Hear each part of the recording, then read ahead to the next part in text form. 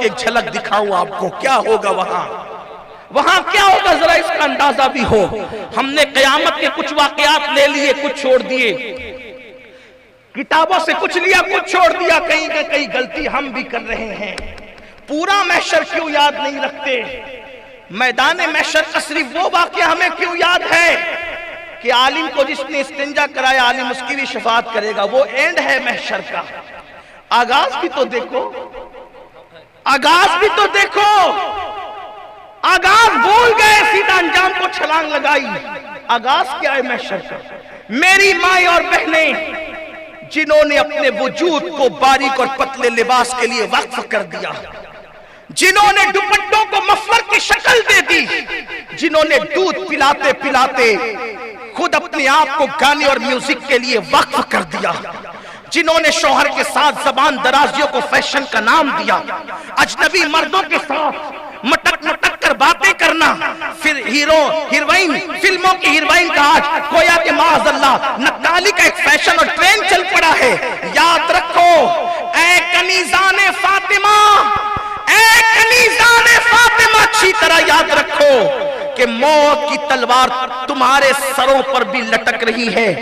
جس دن روح کا رشتہ جسم سے ٹوٹ جائے گا، اس دن تمہارا شوہر تمہاری قبر میں نہیں آئے گا، اس دن تمہارا بھائی تمہاری قبر میں نہیں آئے گا، اس دن تمہارا کوئی دوست یار تمہاری قبر میں نہیں آئے گا۔ قبر میں اکیلے جانا، اکیلے، اور اللہ رسول کے سوا دنیا میں کوئی اپنا نہیں ہے۔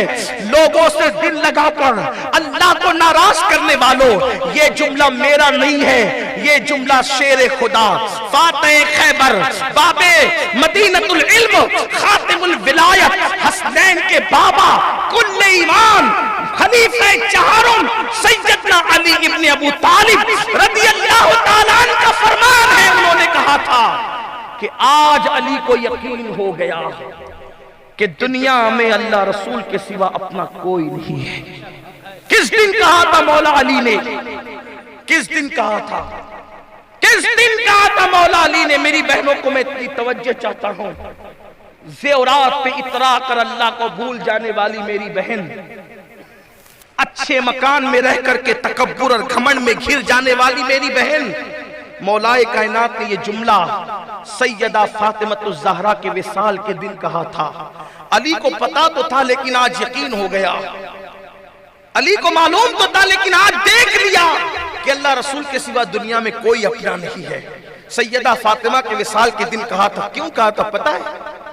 جب سیدہ فاطمہ الزہرا کو قبر میں رکھ دیا گیا، قبر میں رکھنے کے بعد مولا کائنات نے مٹی ڈالنے سے پہلے قبر کے کنارے کھڑے ہو کر کہا، فاطمہ فاطمہ فاطمہ، 3 بار پکارا، کوئی آواز کوئی جواب نہیں آیا۔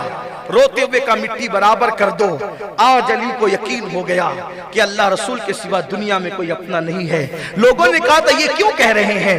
فرمایا یہی فاطمہ تو تھی، ایک بار آواز لگاتا تھا، بار بار لبیک لبیک کہتے ہوئے پکار پکار کر کے دوڑی دوڑی چلی آتی تھی۔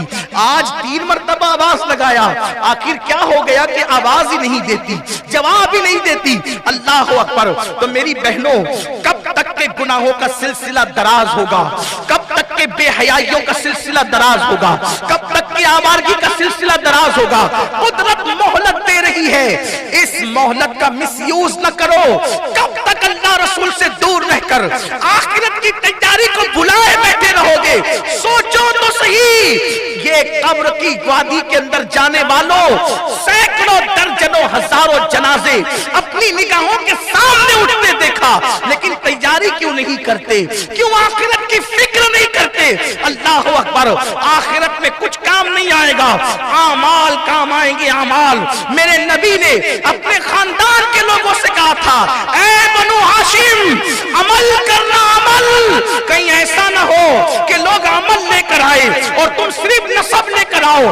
جس کو عمل نے پیچھے کر دیا اس کو صرف کسی کا نسب آگے نہیں کر سکتا۔ یہ میرے آقا علیہ السلام نے حضرات بنو ہاشم سے کہا تھا۔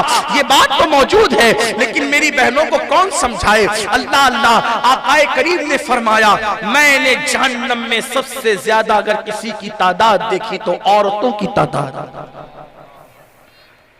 اے عورتوں کثرت سے صدقہ کہ میں نے جہنم میں سب سے زیادہ عورتوں کو دیکھا، دوپٹے مفلر بن گئے۔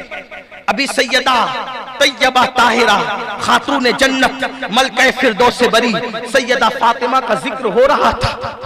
سیدہ فاطمہ میرے نبی کی اس بیٹی کا نام ہے جس کے سر کے دوپٹے کو بھی کبھی چاند و سورج نے نہیں دیکھا، چاند و سورج نے بھی جس کے دوپٹے کو نہیں دیکھا، وہ سیدہ فاطمہ ہے۔ میرے امام کہتے ہیں جس کا آنچل نہ دیکھا مہو مہر نے، جس کا آنچل نہ دیکھا مہو مہر نے، اس نے دائے نزاہت پہ لاکھوں سلام۔ فاطمۃ الزہرا کے دوپٹے کو کبھی چاند و سورج نے نہیں دیکھا۔ اور میری بہنوں کی پوزیشن کیا، ہمارے گھر کی عورتوں کا حال کیا؟ کوچنگ کے نام پہ بے پردگی، ولیمے کے نام پہ بے پردگی، مردوں سے خلط ملط۔ ذرا غور تو کیا ہوتا، پارکوں میں بے پردہ بیوی بیٹی بہن کو لے جانے والوں، جو مذہب عورت کی عزت کے تحفظ کی خاطر عورت کو مسجد میں آنے کی اجازت نہیں دیتا، وہ مذہب کسی کو پارک میں لے جانے کی اجازت کیسے دے سکتا ہے؟ لوگ کہتے ہیں مولانا یہ پرانے خیالات ہیں، عورت کو جو ہے